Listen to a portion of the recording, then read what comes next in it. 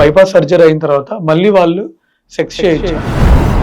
Bypass surgery అంటే ఏంటి? సరే, మనం రోడ్ పైన వెళ్తాం, రోడ్ బ్లాక్ ఉన్నప్పుడు బైపాస్. యుక్రెయిన్ రష్యా వార్ అప్పుడు యుక్రెయిన్ కి వెళ్ళి అక్కడ దీని మీద అడ్వాన్స్డ్ ట్రైనింగ్ పొందారు. ఆ వార్ అప్పుడు మీ జర్నీ ఎలా సాగింది? అంత వార్ జరుగుతున్న టైంలో కూడా వాళ్ళంత అడ్వాన్స్డ్ ట్రీట్మెంట్ ప్రతిరోజు వాళ్ళ పేషెంట్స్ కి అందియగలుగుతున్నారు. ఇంత పీస్ఫుల్ కంట్రీలో ఆ టెక్నాలజీ ఇక్కడికి తీసుకొచ్చి మన పేషెంట్స్ కి మనం ఎందుకు ఇవ్వకూడదు? సార్, మన ఇండియాలో హార్ట్ సర్జరీ గురించి మోస్ట్ కామన్ మిత్ ఏంటని మీరు అనుకుంటున్నారు? సర్జరీ చేస్తే లైఫ్ కాంప్రమైజ్ అయిపోతుంది, నేను ఇంతకు ముందుగా యాక్టివ్ గా ఉండలేను అనేది ఒక మిత్. సార్, ఇంకోటి కమింగ్ 5 to 10 years లో ఇండియాలో ఈ కార్డియాక్ సర్జరీ వరల్డ్ ని లీడ్ చేయబోతుందా? డెఫినెట్. పేషెంట్ టెస్టిమోనియల్స్ మనం పెడుతుంటాం సోషల్ మీడియాలో. సో దాని మీద మీ ఒపీనియన్ ఏంటి? ఆ పేషెంట్ ఎవరైతే మన దగ్గర సర్జరీ కానీ ట్రీట్మెంట్ కానీ చేయించుకున్న పేషెంట్ మన పైన ఉంచిన ట్రస్ట్ మనం పబ్లిసిటీ లాగా వాడుకోవడం అనేది నా దృష్టిలో తప్పు. సార్, ఇప్పటిదాకా మీరు చేసిన సర్జరీస్ లో యంగెస్ట్ పేషెంట్ ఏజ్ ఎంత, ఓల్డెస్ట్ పేషెంట్ ఏజ్ ఎంత? Oldest patient 83 years female, youngest patient వచ్చేసి 31 years మేల్. ఒక సర్జరీ అంటే కొంచెం భయం అనేది ఉంటుంది.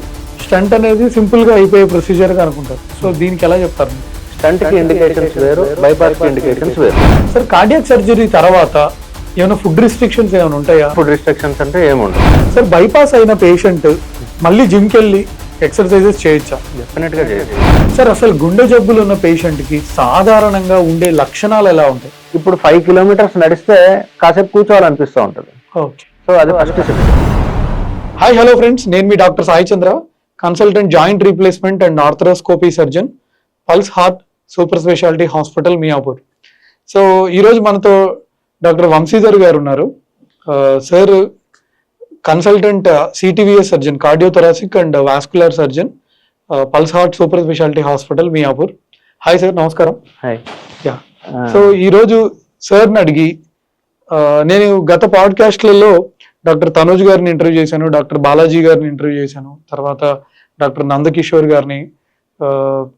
సో ఇప్పుడు డాక్టర్ వంశీ సార్ని అడిగి అసలు సిటీవీఎస్ సర్జన్ అంటే ఎవరు, వాళ్ళు ఏమేమి సర్జరీలు చేస్తారు, తర్వాత అసలు కార్డియాలజిస్ట్కి సిటీవీఎస్ సర్జన్కి డిఫరెన్స్ ఏంటి, అసలు ఆయన జర్నీ ఎలా స్టార్ట్ అయింది, తర్వాత what inspired him to become a cardiac surgeon, అసలు కార్డియాక్ సర్జరీలో ఇప్పుడు లేటెస్ట్ అడ్వాన్సెస్ ఏంటి. ఇప్పుడు మీరు చాలాసార్లు సోషల్ మీడియాలో మిక్స్ అని, టీక్రాట్ అని ఇవి వినే ఉంటారు. సో దీని గురించి కూడా మనం అడిగి తెలుసుకుందాం. హాయ్ సార్, నమస్కారం వన్స్ అగైన్.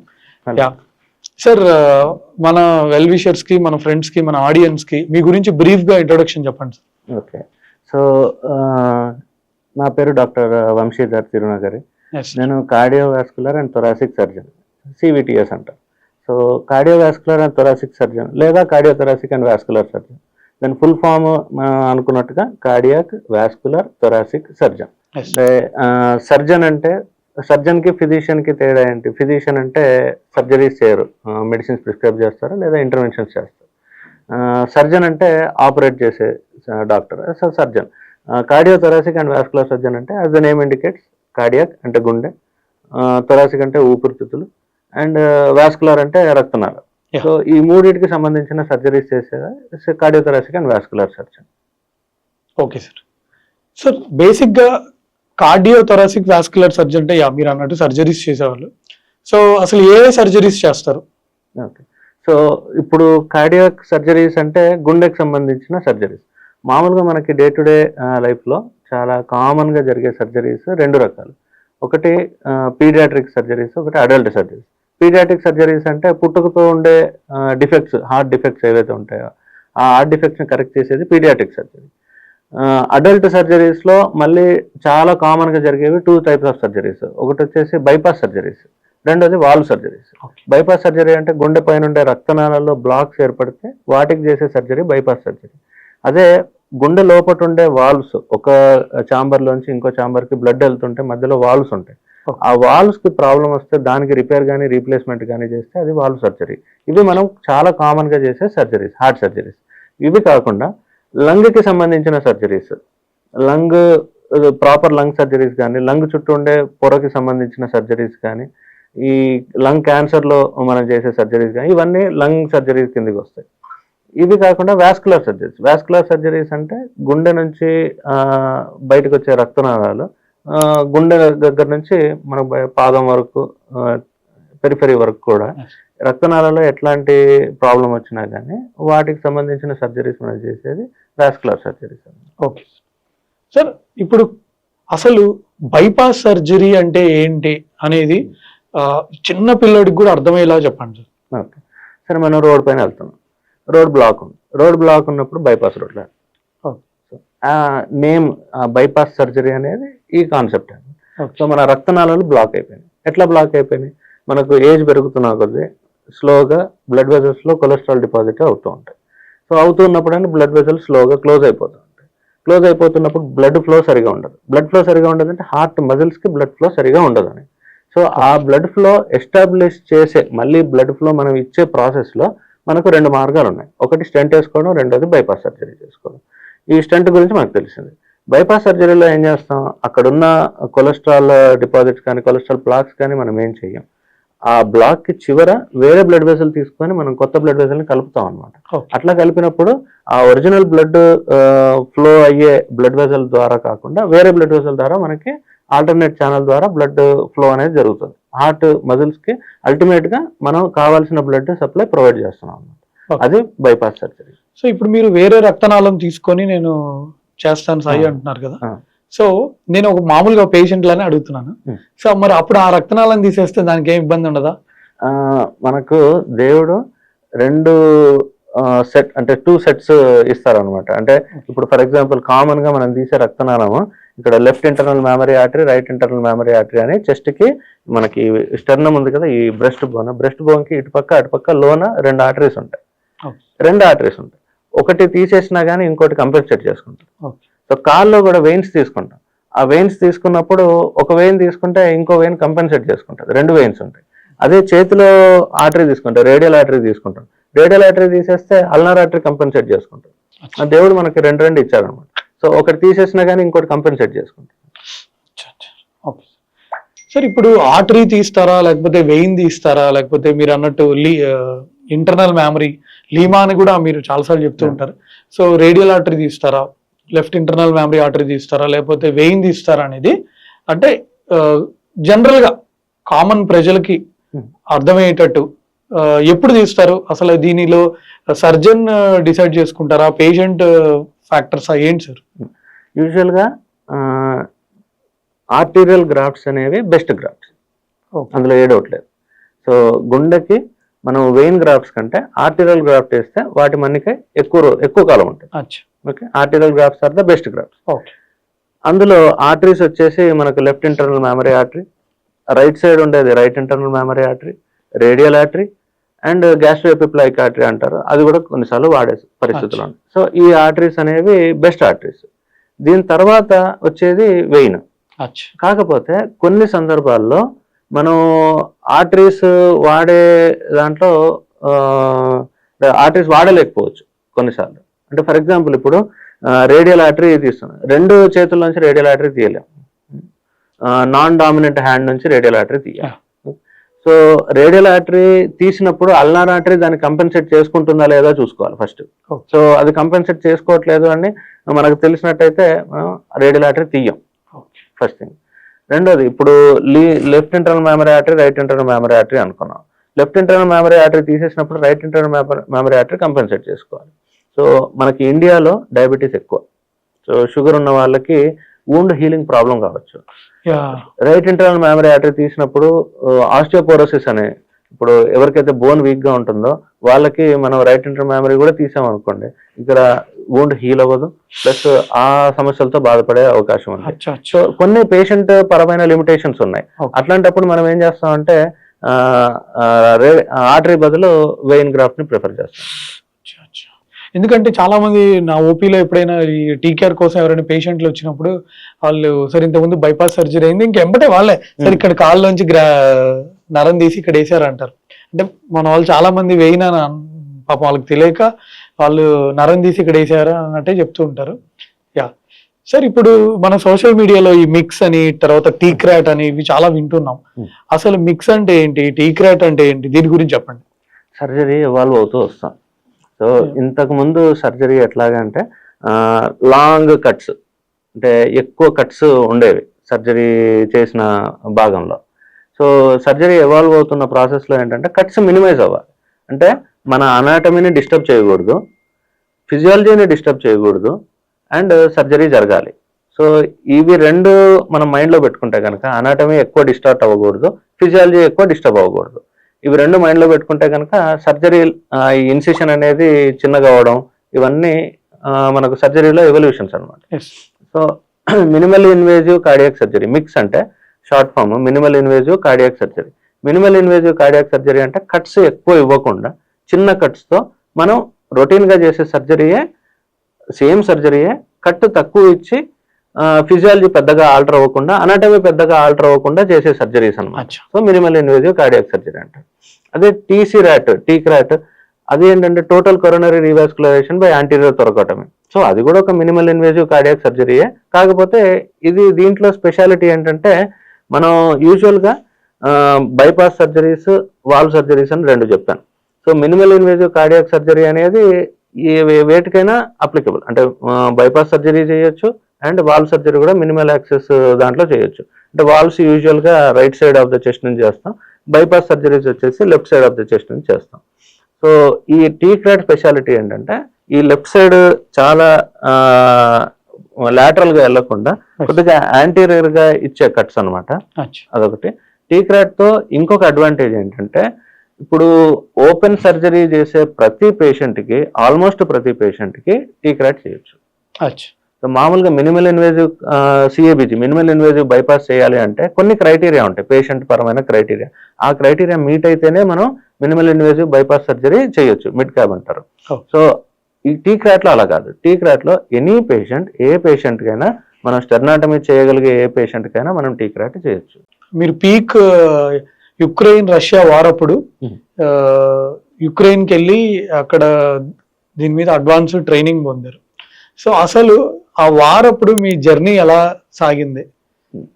నేను యాక్చువల్గా ఇది చెప్పాలంటే ముందు స్టార్ట్ చేయాలి.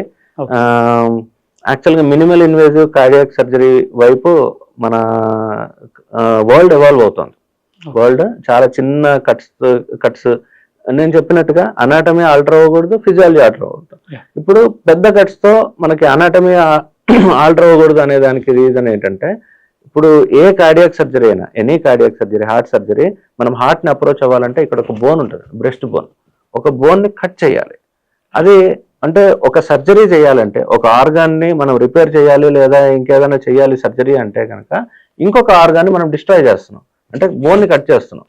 సో అనాటమీ ఆల్టర్ అయిపోయింది అండ్ దానివల్ల పెయిన్ ఎక్కువైపోయింది, మనకి బ్యాక్ టు నార్మల్ లైఫ్ అనేది డిలే అయిపోయింది, హాస్పిటల్ స్టే ఎక్కువైపోయింది, కాస్ట్ ఆఫ్ ట్రీట్మెంట్ పెరిగింది అండ్ పేషెంట్కి ఎంతో కొంత డిస్కంఫర్ట్ పెరిగింది. సో ఫిజియాలజీ ఆల్టర్ అయింది. ఇవి రెండు తగ్గించడానికి చేసే ప్రయత్నాల్లో హార్ట్ సర్జరీ అనేది ఎవాల్వ్ అవుతూ వస్తుంది. ఓకే. సో ఈ ఎవల్యూషనరీ ప్రాసెస్లో మనం ఏంటంటే ఈ స్టెర్నమ్ కట్ చేయకుండా, బోన్ని కట్ చేయకుండా ఈ పక్కన రిబ్ స్పేసెస్ మధ్యలోంచి వెళ్ళి హార్ట్లోకి సర్జరీ చేసేదానికి అదే ఎవాల్వ్ అవుతూ వస్తుంది అనమాట. సో ఇందులో కూడా నేను చెప్పినట్టుగా సెలక్షన్ ప్రాసెస్ ఉండకూడదు. అంటే పర్టికులర్ పేషెంట్కే ఇది అప్లికబుల్, పర్టికులర్ పేషెంట్కి ఇది అప్లికబుల్ కాదు, ఇట్లాంటి సెలక్షన్ ప్రాసెస్ ఉండకూడదు. స్టెర్నమ్ కట్ చేసి చేసే ప్రతి సర్జరీ కూడా మినిమల్ యాక్సెస్ సర్జరీ ద్వారా చేయగలగాలి. ఈ ఆస్పెక్ట్లో నేను రీసెర్చ్ చేస్తూ ఉంటే కొన్ని కాన్ఫరెన్స్ వెళ్ళి పర్సనల్గా చూస్తూ ఉన్నప్పుడు ఏమైందంటే ఈ టీక్రాట్ అనే సర్జరీ బైపాస్ సర్జరీస్లో ఎవరికైతే స్టెర్నమ్ కట్ చేసి చేస్తామో వాళ్ళందరికీ కూడా ఈ సర్జరీ అప్లికబుల్ అనే విషయం తెలిసింది. సో అది తెలిసినప్పటి నుంచి ఈ సర్జరీ నేర్చుకోవాలన్న ఇంట్రెస్ట్ మొదలైంది. ఓకే. సో కాకపోతే అది చేసేది ఎవరు, మెయిన్గా యుక్రెయిన్లో ఉండే ఒక సర్జన్ డాక్టర్ బాబ్లియాక్, అలెగ్జాండర్ బాబ్లియాక్ అని, వాళ్ళ టీము యుక్రెయిన్లో ఇది కాన్స్టెంట్గా చేస్తున్నారు. వాళ్ళు కూడా కాన్ఫరెన్సెస్కి అది అటెండ్ అయ్యి ఇది డెమాన్స్ట్రేట్ కూడా చేస్తున్నారు. సో తన దగ్గరికి పర్సనల్గా వెళ్ళి నేర్చుకోవాలన్న ఇంట్రెస్ట్. కాకపోతే వార్ జరుగుతుంది, అప్లై చేసాం, రమ్మన్నారు, వెళ్ళాం. కానీ అప్లై చేసినప్పుడు తను రమ్మన్నప్పుడు అనిపించింది ఏంటంటే రమ్మన్నారు కదా, వార్ సిచ్యువేషన్లో ఎవరు రమ్మంటారు. వెళ్ళాం. వెళ్ళిన తర్వాత కానీ తెలియలేదు వార్ అంత సివియర్గా ఉందని చెప్పి. ప్రతిరోజు సైరన్స్ వస్తూ మిలిటరీ పీపుల్ రోడ్ మీద తిరుగుతూ ఉంటారు, మిసైల్స్ పడుతున్నట్టు రాత్రి మిసైల్ పడ్డట్టు మార్నింగ్ న్యూస్ లో వస్తూ ఉంటది. సో ఇవన్నీ అక్కడికి వెళ్ళాక తెలిసాయి ఛాలెంజెస్. ఎస్. కాకపోతే ఏంటంటే ఒకటి మైండ్ లో వచ్చింది ఏంటంటే, అంత వార్ జరుగుతున్న టైంలో కూడా వాళ్ళంత అడ్వాన్స్డ్ ట్రీట్మెంట్ ప్రతిరోజు వాళ్ళ పేషెంట్స్ కి అందియగలుగుతున్నారు. ఇంత పీస్ఫుల్ కంట్రీలో ఆ టెక్నాలజీ ఇక్కడికి తీసుకొచ్చి మన పేషెంట్స్ కి మనం ఎందుకు ఇవ్వకూడదు అనే ఆలోచనతో అక్కడికి వెళ్ళి, నేను నాతో పాటు నా పర్ఫ్యూషనిస్ట్ ఇద్దరం కలిసి వెళ్ళి ఆ టెక్నిక్ నేర్చుకొని ఇక్కడికి వచ్చి అది స్టార్ట్ చేయడం అనేది జరిగింది. సార్ అసలు మీరు కార్డియాక్ సర్జరీ అవ్వాలని ఎప్పుడు అనుకున్నారు? What made you to decide like I want to become only cardiac surgeon? Okay, so మనం 1990s 2000 ఈ ఎరా వచ్చేసి కార్డియాక్ సర్జరీలో కార్డియాలజీలో చాలా రెవల్యూషనరీ మనకి ప్రొసీజర్స్ కానీ అచీవ్మెంట్స్ కానీ వచ్చాయి వరల్డ్లో. మనం అప్పుడు స్కూల్లో ఉన్నాం, స్కూల్లో అప్పుడు న్యూస్ చాలా వింటూ ఉండేవాళ్ళం. ఫస్ట్ కార్డియాక్ ట్రాన్స్ప్లాంట్ జరిగింది అని ఆగస్ట్ 1994 కావచ్చు. ప్రొఫెసర్ వేణుగోపాల్ గారు, తను ఎయిమ్స్ లో చీఫ్ కార్డియాక్ సర్జన్. సో తను రెవల్యూషనరీ థింగ్ ఇండియాలో ఫస్ట్ ట్రాన్స్ప్లాంట్ చేశారు. So that was in news. Parents uncles వీళ్ళంతా డిస్కస్ చేస్తూ ఉండేవాళ్ళు అనమాట. ట్రాన్స్ప్లాంట్ గుండె తీసి గుండె పెట్టారంట.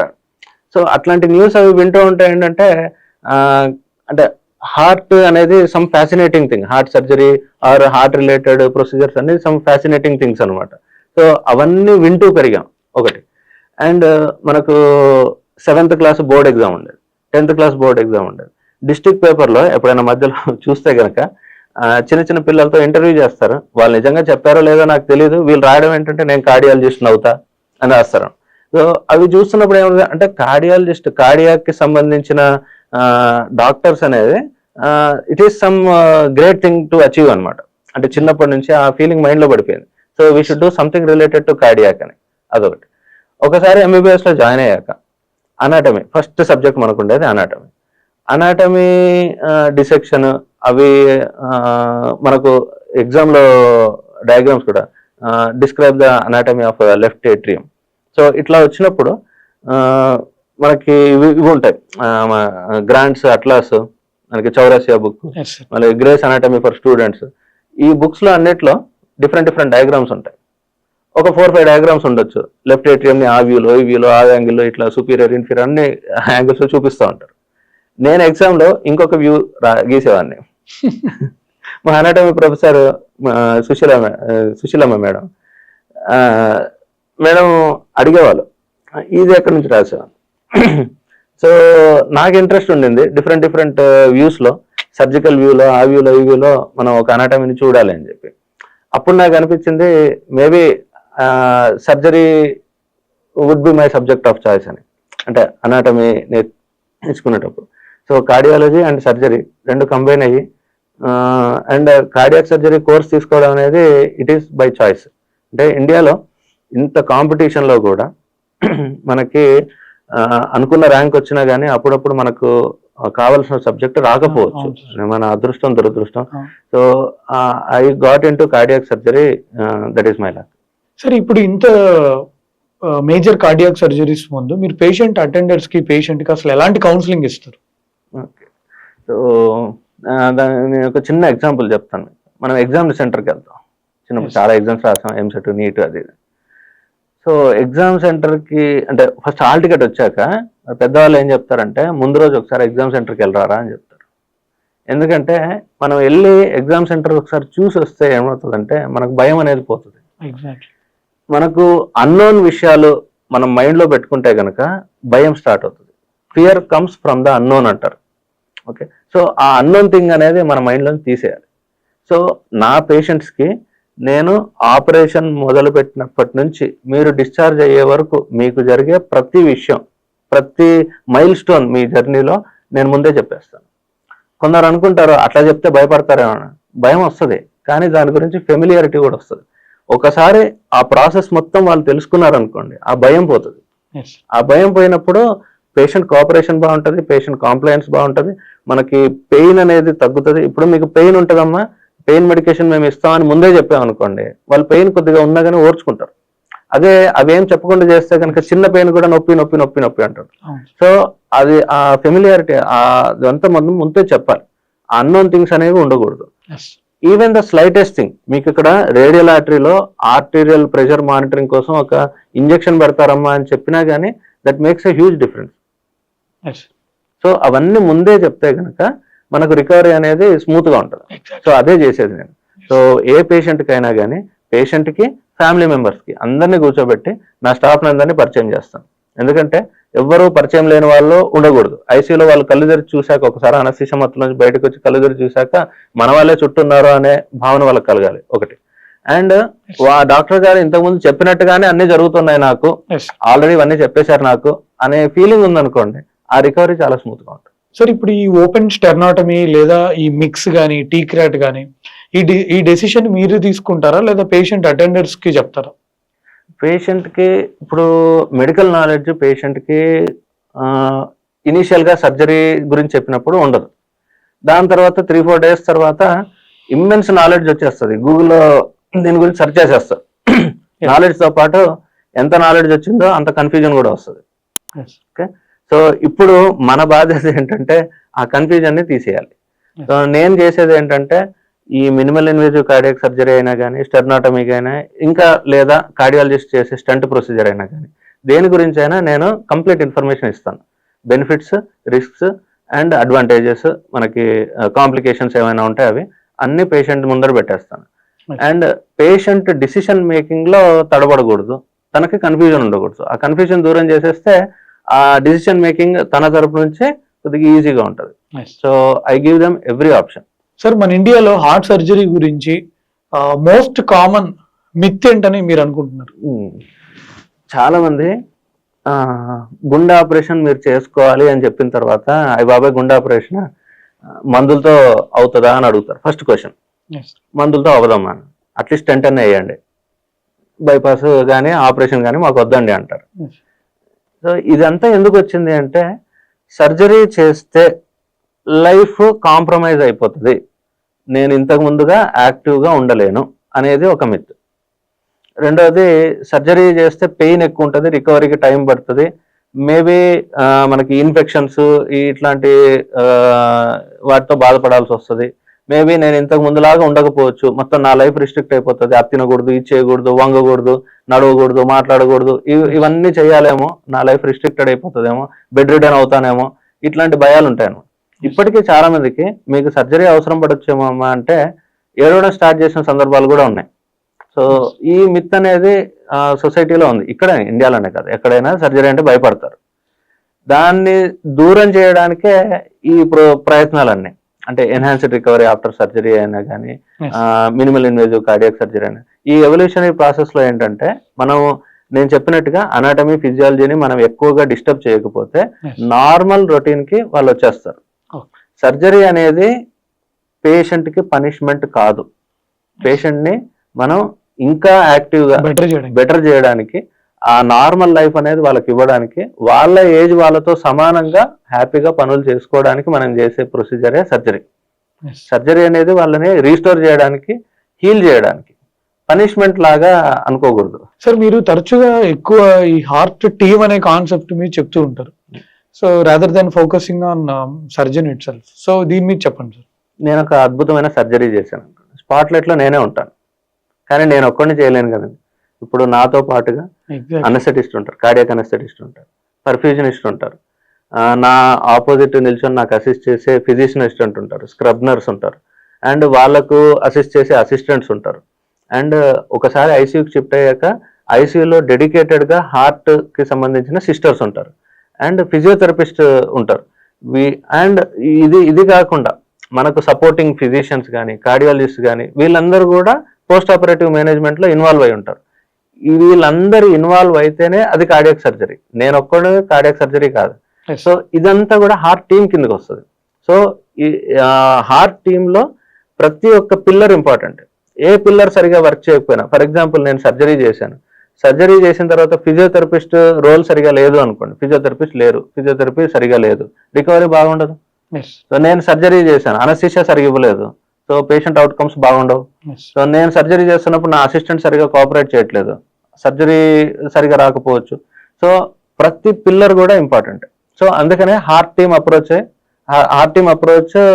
ఈ మధ్య కాలంలో బాగా వినిపిస్తుంది. It's a team effort. టీంలో ఉన్న ప్రతి వ్యక్తి కూడా తన రెస్పాన్సిబిలిటీ అనేది జాగ్రత్తగా నిర్వర్తించాలి. సో ఈ టీమ్ కాన్సెప్ట్ అనేది ఇప్పుడు వస్తున్న కాన్సెప్ట్. స్పాట్లైట్ లో సర్జనే ఉంటారు, కానీ నేను చేసే ప్రయత్నం ఏంటంటే స్పాట్లైట్ లోకి అందరిని తీసుకురావడం. సో హార్ట్ టీమ్ తోనే బెస్ట్ రిజల్ట్స్ పాసిబుల్ అవుతాయి. సార్, ఆపరేషన్ థియేటర్ లో చాలా హై ప్రెషర్ లో సర్జరీలు చేస్తూ ఉంటారు మీరు. So how do you keep యువర్ సెల్ఫ్ కామ్? నేను అరిస్తే అందరు భయపడతారు. సర్జన్ అరవకూడదు. ఫస్ట్ థింగ్, స్ట్రెస్ఫుల్ సిచ్యువేషన్స్ ఉంటాయి. బికాస్ మనం చేసే surgery heart is a very fragile organ. So heart లాంటి ఆర్గన్ కి మనం సర్జరీ చేస్తున్నప్పుడు ఏంటంటే మనం చాలా జాగ్రత్తగా సున్నితంగా చేయాల్సి వస్తుంది. సో అలాంటి సర్జరీలో ఏ చిన్న మిస్టేక్ అయినా మనకు అనుకున్నట్టుగా జరగకపోతున్నా కానీ మనకు పేషెంట్ అవుట్కమ్స్ మనం బ్రెయిన్ లో పెట్టుకొని మనకు ఆ స్ట్రెస్ అనేది పెరుగుతూ ఉంటుంది. సో ఇమీడియట్ గా మనకు వచ్చే రియాక్షన్ ఏంటంటే అరవడం, లేకపోతే ఎవరైనా కోపంగా మాట్లాడడం. అది న్యాచురల్ రెస్పాన్స్ అండి. దట్ డజంట్ మీన్ ఆ పర్టికులర్ ఆపోజిట్ పర్సన్ పైన మనకి ఏదో కోపం ఉందో, గ్రడ్జ్ ఉందో, అది అని కాదు. పేషెంట్ అవుట్కమ్స్ ఏమైనా ఇబ్బంది అవుతాయా అనే ఉద్దేశంతో మనం అట్లా చేస్తాం తప్ప. సో ఎప్పుడైతే ఒక సర్జన్ అనేది షిప్ క్యాప్టెన్ లాంటి వాడు అండి. ఎప్పుడైతే ఒక సర్జన్ షిప్ క్యాప్టెన్ లాంటి వాడు ప్యానిక్ అయ్యాడు అనుకో, సో టీం అంతా డిప్రెస్ అయిపోతుంది, టీం అంతా ప్యానిక్ అయిపోతుంది, టీం అంతా షాటర్ అయిపోతుంది. సో ఎప్పుడైతే సర్జన్ నిలకడగా ఉంటాడో ఆ టీం సక్సెస్ఫుల్ గా ఉంటాడు. సో ఎప్పుడు కూడా కానీ ప్యానిక్ అయ్యే సిచ్యువేషన్స్ వచ్చినప్పుడు just be calm and inform others. Let everyone get involved. అందరూ ఇన్వాల్వ్ అయ్యి ఏదన్నా మిస్టేక్ జరిగినా కానీ దాన్ని రెక్టిఫై చేస్తే కనుక పేషెంట్ అవుట్కమ్స్ బాగుంటాయి. అంతేగాని ప్యానిక్ అయిపోయి పిచ్చిగా చేసేస్తే అవుట్కమ్స్ బాగోవు. సార్, మీరు రీసెంట్ గా 23 TCRAT సర్జరీస్ మీద ఒక పేపర్ పబ్లిష్ చేశారు, తర్వాత ఈరాస్ ప్రోటోకాల్స్ మీద. సో దీని మీద చెప్పండి, మీరు ప్రజలకి ఎలాంటి మెసేజ్ ఇద్దాం అనుకుంటున్నారు? ఒకటి అంటే ఆ 2 పేపర్స్ కూడా ఎందుకు పబ్లిష్ చేశామంటే, ఒకటి TCRAT సర్జరీ అనేది ఇండియాలో ఇప్పటి వరకు కంటిన్యూస్ గా చేసిన వాళ్ళు లేరు. అంటే మేమే చేస్తున్నాం, మన హాస్పిటల్లోనే చేస్తున్నాం. సో ఇది సేఫ్ టెక్నిక్ అని చెప్పడానికి. So 3 months follow up patients ని అందరినీ కూడా స్క్రీన్ చేసి వాళ్ళకి స్కాన్ చేసి వాళ్ళందరూ సేఫ్ గా ఉన్నారు అని నేను నమ్మిన తర్వాతే ఆ రిజల్ట్స్ ని నేను ప్రజెంట్ చేశాను. సో దాని ఉద్దేశం ఏంటంటే this is a safe technique even in India, even for Indian patients అని చెప్పడానికి నేను ప్రజెంట్ చేశాను. ఒకటి. రెండో పేపర్ వచ్చేసి ERAS, enhanced recovery after surgery. Enhanced recovery after surgery అనేది చాలా సర్జరీస్ లో ఉంది, ఈవెన్ మీ ఆర్థోపెడిక్ సర్జరీలో కూడా ఉంది. కార్డియాక్ సర్జరీలో enhanced recovery after surgery strict గా ప్రతి పేషెంట్ కి కంటిన్యూస్ గా కన్సిస్టెంట్ గా ఫాలో అయ్యేది మన సెంటర్ లోనే. So ERAS guidelines cardiac సర్జరీలో ఇండియన్ గైడ్ లైన్స్ లేవు. సో మేము చేసే ప్రయత్నం ఏంటంటే, మనకు ఇప్పటి వరకు 2 years నుంచి మనం ఈరాస్ ప్రోటోకాల్స్ ఫాలో అయిన పేషెంట్స్ డాటా అంతా ప్రజెంట్ చేసే ఉద్దేశం ఏంటంటే, మనం ఇండియాకి కొత్త గైడ్ లైన్స్ సెట్ చేయబోతున్నాం. Enhanced recovery after surgery cardiac సర్జరీలు కూడా పాటించవచ్చు అని. సార్, ఇంకోటి, కమింగ్ 5 to 10 years లో ఇండియాలో ఈ కార్డియాక్ సర్జరీ వరల్డ్ ని లీడ్ చేయబోతుందా? డెఫినెట్ గా. సో ఇప్పుడు అడ్వాన్స్డ్ టెక్నిక్స్ అన్ని కూడా యూజువల్ గా మనకు వెస్ట్ లో స్టార్ట్ అవుతాయి. యుఎస్ లో కానీ, యూరోప్ లో కానీ, జపాన్ లో కానీ, ఆస్ట్రేలియాలో కానీ ఇక్కడ అడ్వాన్స్డ్ ప్రొసీజర్స్ స్టార్ట్ అవుతాయి.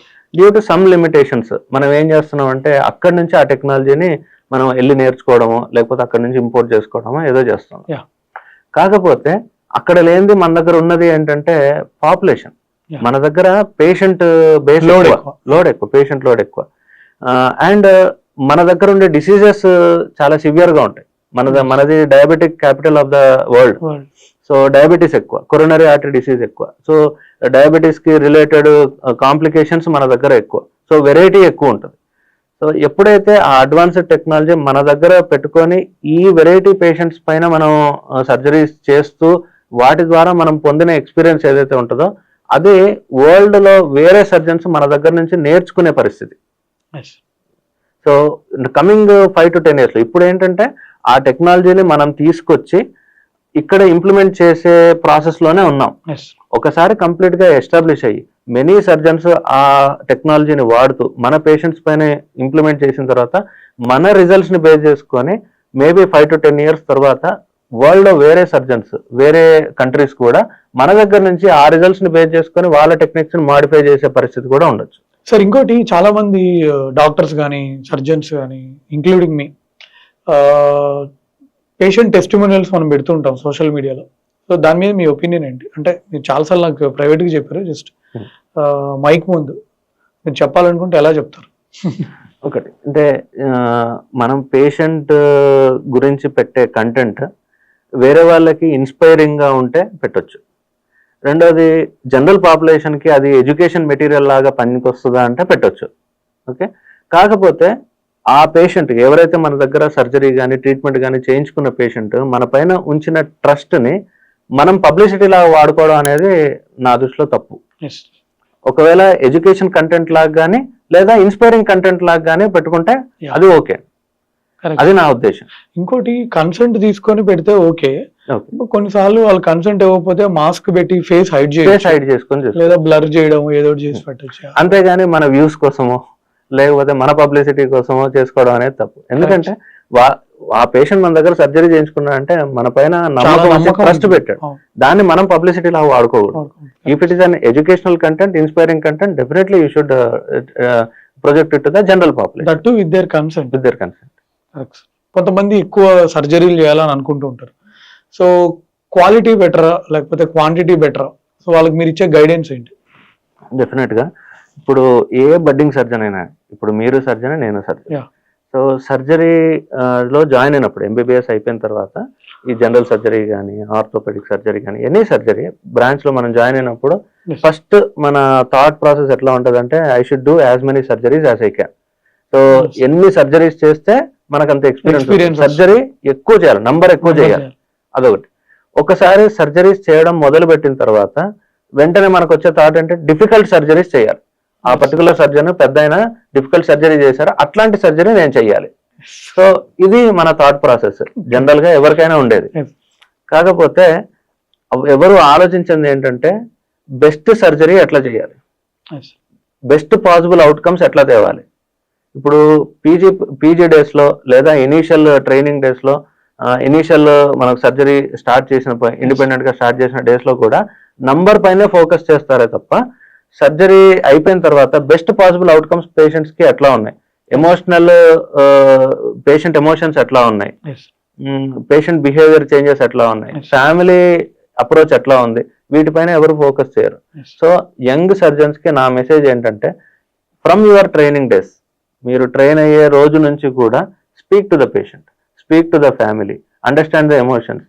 అండ్ సర్జరీ తర్వాత బెస్ట్ పాసిబుల్ అవుట్కమ్స్ అంటే మీ సీనియర్స్ ఆల్రెడీ కొన్ని సర్జరీస్ చేసి ఉంటారు, ఫాలో అప్ చేయండి. అంటే మేబీ 1 year తర్వాత, 2 years తర్వాత, 3 years తర్వాత ఏ ప్రాబ్లమ్స్ తో వాళ్ళు సఫర్ అవుతున్నారు, ఇఫ్ ఎనీ, వాళ్ళు ఒకవేళ సఫర్ అవుతుంటే కనుక ఎనీ డిజబిలిటీతో కానీ ఎనీ ప్రాబ్లంతో కానీ సఫర్ అవుతాయి, ఆ సఫరింగ్ అనేది ఎందుకు వచ్చింది అనేది గ్రహించి అది ఈ సర్జరీలో కరెక్ట్ చేసుకోవడానికి ప్రయత్నం చేయాలి. సర్జరీ ఫినిష్ చేయడం, స్కిన్ క్లోజ్ చేస్తే సర్జరీ అయిపోదు. పేషెంట్ దాని తర్వాత 2 years తర్వాత 3 years తర్వాత ఫాలో అప్ వచ్చినప్పుడు అసలు సర్జరీ జరిగిన విషయం నేను మర్చిపోయాను అనే మాట చెప్తారు చూడండి, అది మనకు కావాల్సింది. అసలు సర్జరీ చేశాను, నాకు సర్జరీ జరిగింది అనే విషయం నేను మర్చిపోయాను అని పేషెంట్ చెప్పగలగాలి మనకి, అది సర్జరీ అంటే. సార్ ఇప్పటిదాకా మీరు ఎన్నో కొన్ని వందల కార్డియాక్ సర్జరీస్ చేసి ఉంటారు. సో మీకు బాగా గుర్తుండే పేషెంట్, ఎస్ ఈ పేషెంట్ కి నేను సర్జరీ చేసిన తర్వాత లైక్ చాలా హెల్ప్ అయింది అంటే మీకు లైఫ్ లో బాగా గుర్తుండే ఒక పేషెంట్ గురించి చెప్పండి సార్.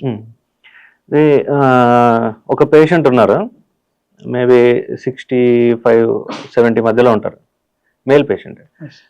తను యాక్చువల్గా మా క్లాస్మేట్ వాళ్ళ మామగారు, ఎంబీబీఎస్ క్లాస్మేట్ వాళ్ళు. సో తను యాక్చువల్గా వెడ్నెస్డే రోజు సర్జరీ అనుకుని ఉన్నారు, వెడ్నెస్డే సర్జరీ అనుకున్నారు. సండే రోజు ఎమర్జెన్సీలో తీసుకొని వచ్చారు మన హాస్పిటల్కి, సండే రోజు. సో తనకి హార్ట్ వీక్ అయిపోయి చిన్న మైల్డ్ స్ట్రోక్ లాగా వచ్చి అండ్ ఊపిరితిత్తులో నీరు చేరిపోయి చాలా సిగ్గా వచ్చారు. ఆక్సిజన్ రిక్వైర్మెంట్ ఉండింది, అప్పుడు వెంటిలేటర్ పైన పెట్టే పరిస్థితి, ఎన్ఐవితో మేనేజ్ చేశారు. సో చాలా సిక్గా ఉన్న పేషెంట్, ఆల్మోస్ట్ ఎజెక్షన్ ఫ్రాక్షన్ మనకి ఈఎఫ్ అంటారు కదా, నార్మల్గా 55 to 65 మధ్యలో ఉంటుంది. తనకు అప్పుడు ఎజెక్షన్ ఫ్రాక్షన్ 27. కార్డియాక్ ఎంఆర్ఐ చేసాం. కార్డియాక్ ఎంఆర్ఐ చేస్తే వైబుల్ మయోకార్డియం ఉంది. సో సర్జరీ చేయడానికి వీలుంది. సో కొద్దిగా స్టెబిలైజ్ చేసుకొని మనం సర్జరీ చేసాం. అంటే మేబీ థర్స్డే రోజు సర్జరీ చేసినట్టున్నాం ఎంఆర్ఐ చేసిన తర్వాత. సో సర్జరీ చేసిన తర్వాత అంటే మేము ఎక్స్పెక్ట్ చేసిన కోర్స్ ఏంటంటే వెంటిలేటర్ నుంచి బయటికి రాకపోవచ్చు. ఐఏబిపి మిషన్ అంటారు, అంటే ఇంట్రాయోటిక్ బెలూన్ పంప్ అని. సో అది బీపీ మెయింటైన్ చేయడానికి పెట్టే మిషన్. అది చాలా రేర్గా పెడతాం, హార్ట్ చాలా వీక్గా ఉన్న వాళ్ళకి పెడతాం. ఆ మిషన్ పెట్టాల్సిన పరిస్థితి రావచ్చేమో అని అనుకున్నాం. అండ్ గుండెకు సంబంధించిన ఐనోట్రోప్స్ మందులు, బీపీ మెయింటైన్ అవ్వడానికి మెడిసిన్స్ పెడతాం కదా, ఆ మెడిసిన్స్ చాలా ఎక్కువగా పెట్టాల్సిన పరిస్థితి వస్తుందేమో, టర్బులెంట్ కోర్స్ ఉంటుందేమో, ఆపరేషన్ నుంచి బయటకు వస్తారో లేదో, ఇవన్నీ భయాలు మాకు ఉన్నవి వెనకాల.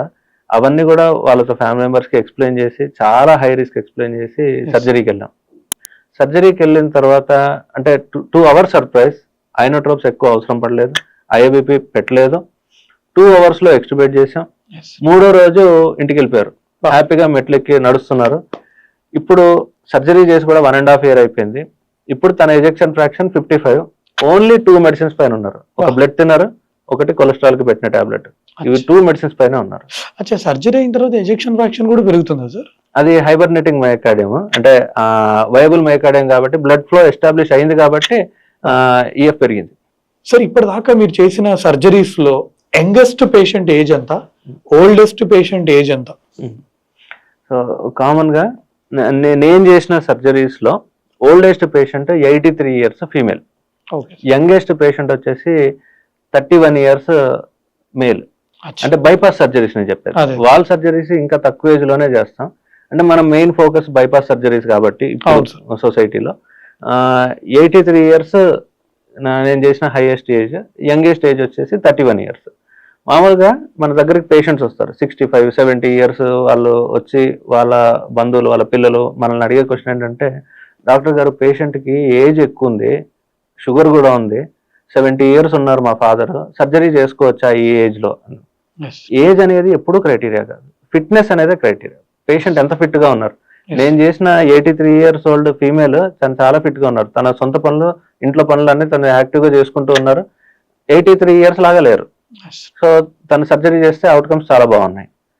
అండ్ 31 years మేల్ పేషెంట్, అది చాలా అన్ఫార్చునేట్. 31 years మేల్ పేషెంట్కి నేను బైపాస్ చేస్తానని అసలు అనుకోలేదు. సో 31 ఏళ్ళు అంటే చాలా చిన్న వయసు. సో అప్పుడే జాబ్లోకి వచ్చిన వ్యక్తి. సో 31 years, మ్యారేజ్ కూడా అవ్వలేదు. సో అట్లాంటి పేషెంట్ మనకి బైపాస్ కోసం రావడం అంటే అది చాలా డిస్టర్బింగ్గా ఉంటుంది చేయడానికి కూడా. సో 31 yearsకి బైపాస్ చేసాం, రీసెంట్గానే చేసాం. కాకపోతే ఇప్పుడు 31 yearsకి తనకి ఎందుకు ఆ ప్రాబ్లం వచ్చిందంటే, తన ఫ్యామిలీలో గుండె జబ్బులు ఉన్నాయి, జెనెటిక్. తను కూడా సాఫ్ట్వేర్ ఎంప్లాయ్, కొద్దిగా వర్క్ స్ట్రెస్ ఎక్కువ ఉంది. రీసెంట్ గా diagnosed as diabetic, cholesterol levels కూడా ఎక్కువ ఉన్నాయి. సో కోమార్బిడిటీ చాలా ఎక్కువ ఉండడం కారణంగా, స్ట్రెస్ లెవెల్స్ ఎక్కువ ఉండడం కారణంగా తనకి మేబీ ఎర్లీ ఏజ్ లోనే బైపాస్ చేయాల్సిన పరిస్థితి కూడా ఉంది. Okay sir. సార్ ఈ మధ్య గుండె జబ్బులు ఎందుకు ఎక్కువైనాయి అంటారు? లైక్ నిద్ర లేకపోవడం వల్ల, లేకపోతే ఓవర్ గా జంక్ ఫుడ్ తినడం వల్ల, డయాబెటీస్ వలన? చాలా రీజన్స్ ఉన్నాయి. అంటే ఒకటి మనకి డయాబెటీస్ మెయిన్ కల్ప్రిట్, మన గుండె జబ్బులు రావడానికి డయాబెటీస్ అనే కారణం. మీరు అన్నట్టు ఇందాక India is the diabetic capital of the world.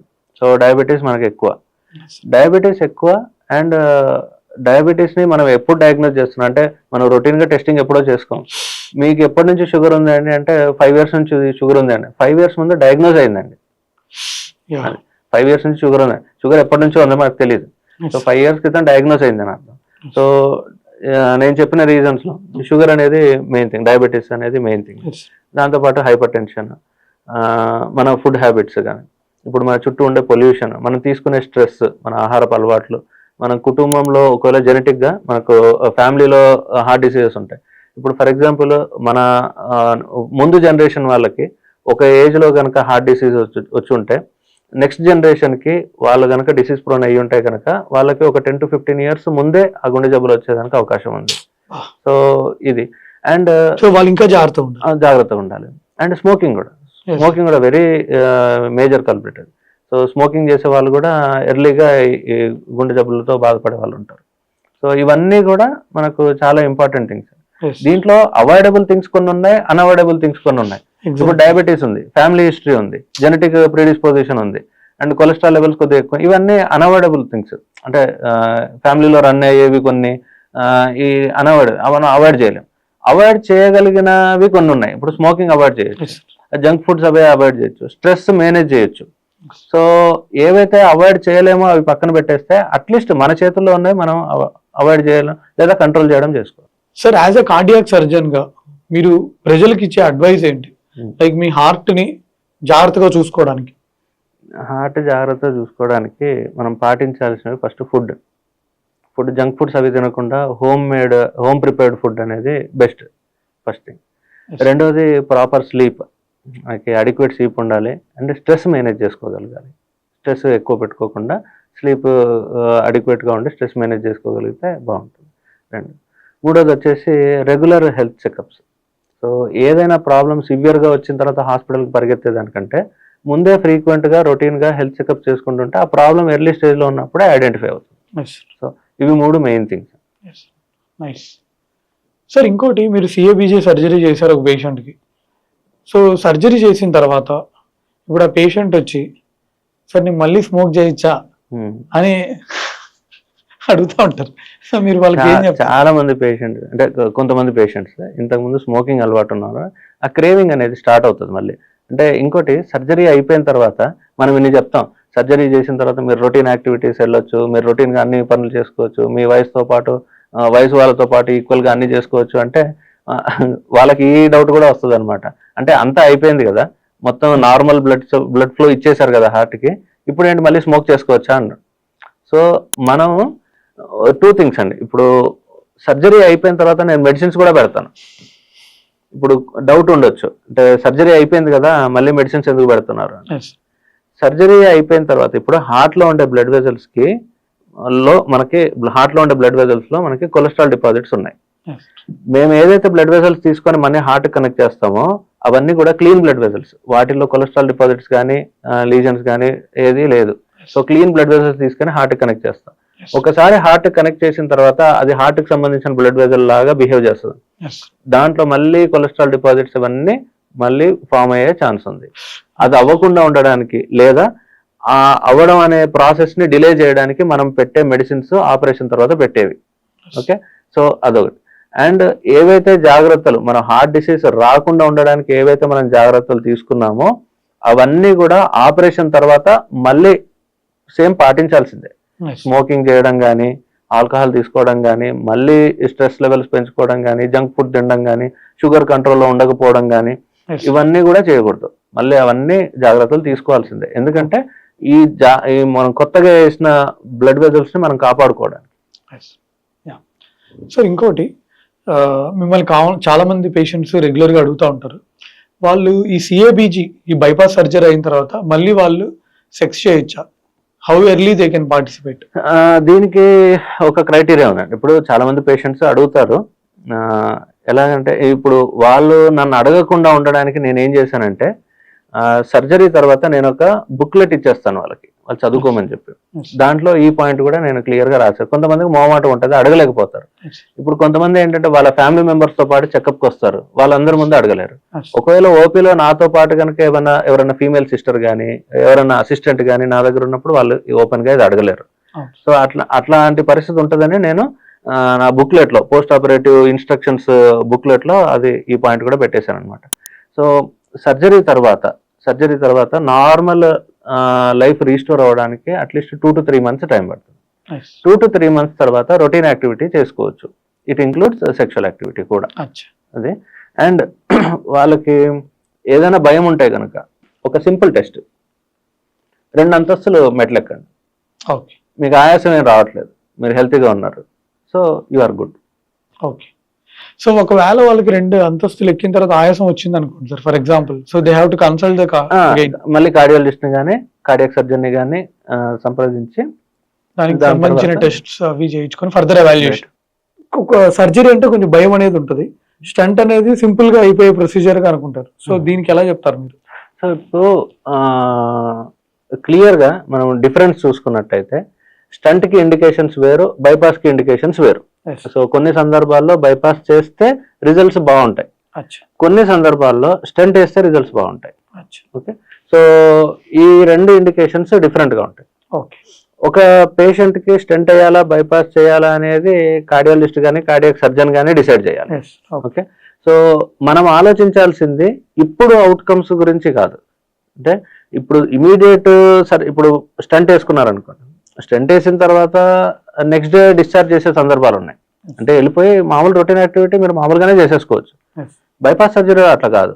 మీరు మళ్ళీ ఒకవేళ జాబ్ చేసుకునేవారైతే బైపాస్ సర్జరీ తర్వాత మళ్ళీ జాబ్కి వెళ్ళడానికి నెల ఆగాలి. కాకపోతే లాంగ్ టర్మ్ అవుట్కమ్స్ చూసుకున్నట్టయితే, అంటే what after 20 years from now, what after 10 years from now, ఆ లాంగ్ టర్మ్ అవుట్కమ్స్ కనుక ఆలోచించినట్టయితే యాజ్ పర్ గైడ్ లైన్స్ ఏది బెస్ట్ ట్రీట్మెంట్ పేషెంట్కి అనేది స్టంటా లేదా బైపాసా. ఇప్పుడు బైపాస్ చేయాల్సిన పరిస్థితిలో స్టంట్ వేసామనుకోండి, లాంగ్ టర్మ్ అవుట్కమ్స్ బాగోవు. సో అట్లాంటి సందర్భాలు డిసైడ్ చేయాలి. మనం భయం చేతనో ఇంకేదైనా చేతనో మనం బైపాస్ అడ్వైజ్ చేసిన పేషెంట్ కి స్టంట్ నాకు వేయండి అని మనం ఫోర్స్ చేయకూడదు. సార్, కార్డియాక్ సర్జరీ తర్వాత ఏమైనా ఫుడ్ రిస్ట్రిక్షన్స్ ఏమైనా ఉంటాయా? వాళ్ళు రొటీన్ గా కాఫీ, టీ, కూల్ డ్రింక్స్ ఇవి తీసుకోవచ్చా? కూల్ డ్రింక్స్ అంటే ఆబ్వియస్ గా నో. అంటే యూజువల్ గా కార్డియాక్ సర్జరీ తర్వాత నేను స్పెసిఫిక్ ఫుడ్ రిస్ట్రిక్షన్స్ ఏమి చెప్పను. సో ఏవైతే జనరల్ పాపులేషన్ కి లేదా వాళ్ళకున్న కోమార్బిడిటీస్ కి ఏవైతే ఆల్రెడీ ఫుడ్ రిస్ట్రిక్షన్స్ ఉన్నాయో అవి మాత్రమే కంటిన్యూ చేయమని చెప్తానే తప్ప సర్జరీ తర్వాత స్పెసిఫిక్ ఫుడ్ రిస్ట్రిక్షన్స్ అంటే ఏముండవు. ఓకే, ఫర్ ఎగ్జాంపుల్ ఒక పేషెంట్ డయాబెటిక్ ఉన్నారు. ఆ డయాబెటిక్ ఇండివిజువల్స్ ఏవైతే ఫుడ్స్ తీసుకోకూడదు, హై షుగర్ ఫుడ్స్ కానీ కూల్ డ్రింక్స్ కానీ జంక్ ఫుడ్స్ కానీ ఇవి కానీ, అవి ఆపరేషన్ తర్వాత కూడా అప్లికబుల్ అవుతాయి. సో స్పెసిఫిక్గా ఇలాంటి ఫుడ్ తీసుకోవద్దు అని ఏం లేదు. ఇప్పుడు కాఫీ, టీ విషయానికి వస్తే కాఫీ, టీ అనేవి gastric irritants. Okay, so surgery తర్వాత ఇమీడియట్ కార్డియాక్ సర్జరీ తర్వాత, ఇప్పుడు కార్డియాక్ సర్జరీ అనేది ఒక స్ట్రెస్ఫుల్ సిచ్యువేషన్. సో అప్పుడు అసిడిటీ ఇవన్నీ, గ్యాస్ట్రిక్ రిఫ్లక్స్ ఇవన్నీ వచ్చే ఛాన్సెస్ ఎక్కువ ఉంటాయి. కాబట్టి అవి అగ్రవేట్ అవుతాయి అన్న ఉద్దేశంతో మనం కాఫీ, టీ అవాయిడ్ చేయమని చెప్తాం. So it applies to any individual. ఇప్పుడు జనరల్ పాపులేషన్ కూడా కాఫీ, టీ మనం రెస్ట్రిక్ట్ చేయమనే చెప్తాం తప్ప అది అడ్వైస్ చేయం. సో ప్రత్యేకించి కార్డియాక్ సర్జరీ తర్వాత స్పెసిఫిక్ ఫుడ్ రిస్ట్రిక్షన్స్ ఏమీ లేవు. So what ever food restrictions general population కానీ కోమార్బిడిటీస్ ఉన్న వాళ్ళకి అప్లికబుల్ అవుతాయో అవే ఉంటాయి. అదే వాల్వ్ సర్జరీస్ తీసుకున్నట్టయితే వాల్వ్ రీప్లేస్మెంట్ చేస్తాం. వాల్వ్ రీప్లేస్మెంట్ సర్జరీలో మనం రక్తం పలచబడ్డానికి అసిట్రోమో వార్ఫరిన్ అనే టాబ్లెట్స్ వాడతాం. So blood thinners. సో ఆ టాబ్లెట్స్ వాడినప్పుడు వైటమిన్ కే ఎక్కువ ఉన్న ఫుడ్స్ అవాయిడ్ చేయమని చెప్తాం. సో అది ఒక ఫుడ్ రిస్ట్రిక్షన్. అంటే ఏ ఫుడ్ సరే? ఆకుకూరలు తినకూడదు, క్యాబేజ్, కాలీఫ్లవర్. సో అలా మనకి డైట్ చార్ట్స్ లో వైటమిన్ కే ఎక్కువ ఏ ఫుడ్స్ లో ఉంటది అని ఆ diet chart green leafy vegetables main గా అవి తినకూడదు. సార్, బైపాస్ అయిన పేషెంట్ మళ్ళీ జిమ్ కి వెళ్ళి ఎక్సర్సైజెస్ చేయొచ్చా? డెఫినెట్ గా చేయొచ్చు. ఇప్పుడు మన దగ్గర రీసెంట్ గా మీకు గుర్తే ఉంటుంది, ప్రొఫెషనల్ స్విమ్మర్ ఒక పేషెంట్ ఉండేవాడు. కార్డియాక్ సర్జరీ చేసుకున్నాడు, వాల్వ్ సర్జరీ అయింది. సర్జరీ అయిపోయిన తర్వాత ఆఫ్టర్ 3 to 4 months మళ్ళీ స్విమ్మింగ్కి వెళ్ళిపోయారు. ఓకే, ఇంకొక పేషెంట్ బైక్ రేసర్, గుర్తే ఉంటుంది, కర్నూలు నుంచి వచ్చారు, మనం డిస్కస్ చేసాం ఒకసారి. Professional bike racer. సో తను సర్జరీ అయిపోయిన 6 months తర్వాత he's into bike racing again. So ఇవి రెండు చాలా very good examples. And gym విషయానికి వస్తే కనుక 1 month వరకు మేము మైల్డ్ ఎక్సర్సైజెస్ అడ్వైస్ చేస్తాం. 1 month తర్వాత ఒకసారి మళ్ళీ హార్ట్ స్కానింగ్ చేసి ఫిజియోథెరపిస్ట్ ని కూడా ఇన్వాల్వ్ చేసి గ్రేడెడ్ గా మళ్ళీ ఎక్సర్సైజ్ అనేది స్టార్ట్ చేస్తాం. సో డెఫినెట్ గా జిమ్ చేసుకోవచ్చు. సార్, అసలు గుండె జబ్బులు ఉన్న పేషెంట్ కి సాధారణంగా ఉండే లక్షణాలు ఎలా ఉంటాయి? అంటే ఒక కామన్ పర్సన్ కి అర్థం కావడానికి. ఇప్పుడు మన దగ్గరకు వచ్చే పేషెంట్స్ ఇప్పుడు హార్ట్ సర్జరీ చెప్తాం, చాలా కామన్ రెస్పాన్స్ వాళ్ళ దగ్గర నుంచి వచ్చేది, సిమ్టమ్స్ ఏం లేవండి నాకు, మీరు సర్జరీ చెప్పేస్తున్నారు, మాకేం సిమ్టమ్స్ లేవండి అంట. Yes. సిమ్టమ్స్ ఎలా స్టార్ట్ అవుతాయండి? ఫస్ట్ స్టార్ట్ అయ్యేది ఆయాసం. Oh. ఆయాసం అంటే మనం ఇప్పుడు నేను కూర్చొని ఉన్నాను, కూర్చొని ఇట్లా ఆయాసపడ్డం కాదు. ఆయాసం అంటే యాక్టివిటీ లిమిటేషన్. ఫర్ ఎగ్జాంపుల్ నేను ఒక 10 కిలోమీటర్స్ నడిచేవాడిని అనుకోండి, ఇప్పుడు 5 కిలోమీటర్స్ నడిస్తే కాసేపు కూర్చోవాలనిపిస్తూ ఉంటుంది. Okay. సో అది ఫస్ట్ సిమ్టమ్. ఇది చాలా మంది రికగ్నైజ్ చేయలేరు. యూజువల్గా మన దగ్గర వచ్చే పేషెంట్స్ చాలా మంది కూడా పోస్ట్ రిటైర్మెంట్, అంటే ఆ ఏజ్ అట్లాంటిది 60 to 70 మధ్యలో ఈ హార్ట్ డిసీజెస్ అనేవి చాలా బయటపడుతూ ఉంటాయి. సో పోస్ట్ రిటైర్మెంట్, ఇంతకుముందు యాక్టివ్గా పనిచేసే మనిషి ఇప్పుడు ఇంట్లో ఉన్నారు, ఏం పని చేయట్లేదు. ఆయన ఏమనుకుంటారు, యాక్టివిటీ లిమిటేషన్ కానీ ఆయాసం కానీ వస్తుంటే పని చేయట్లేదు కదా, లేదా కొద్దిగా బరువు ఎక్కాను, లేకపోతే వీక్ అయ్యాను, ఏజ్ పెరుగుతూ ఉంది. సో ఇట్లాంటి అవన్నీ చెప్పి వాళ్ళు ఇగ్నోర్ చేస్తారే తప్ప ఫస్ట్ సిమ్టమ్ మనకు వచ్చేది యాక్టివిటీ లిమిటేషన్ లేదా ఆయాసం.